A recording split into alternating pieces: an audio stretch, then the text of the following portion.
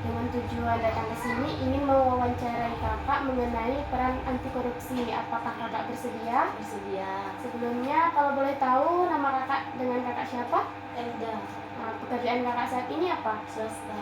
Ya, jadi saya itu ada 4 pertanyaan untuk kakak. Ya. Nah, yang pertama saya ingin menanyakan kepada kakak apa yang kakak ketahui tentang korupsi. Korupsi itu seperti penyalahgunaan uang negara untuk keuntungan pribadi. Oh, jadi menurut kakak itu yang berkaitan dengan uang, kak ya? Selanjutnya yang pertanyaan nomor 2 itu menurut kakak apa sih yang menyebabkan korupsi di Indonesia ini merajalela? Setahu saya ekonomi seseorang. Ekonomi misalnya, kak? Misalnya pendapatan seseorang tidak sesuai dengan gaya hidupnya, jadi dia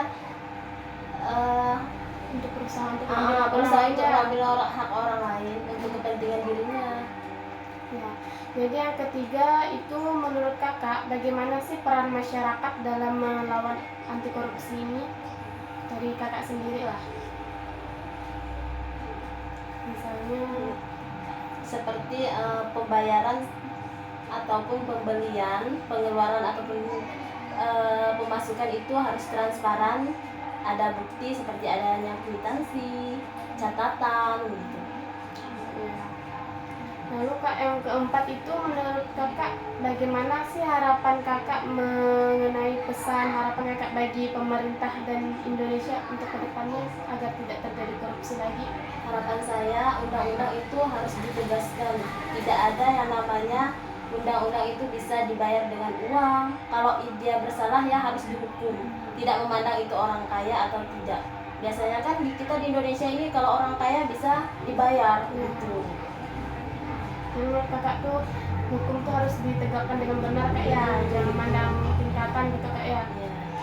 Menurut kakak apakah korupsi itu kan berupa uang ya? Menurut kakak kalau waktu apakah termasuk korupsi? Bisa Ya kak ya.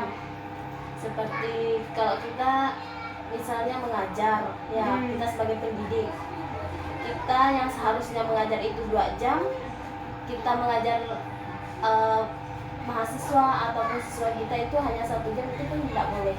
Yang seharusnya kita 2 jam, kita ajarkan untuk 1 jam.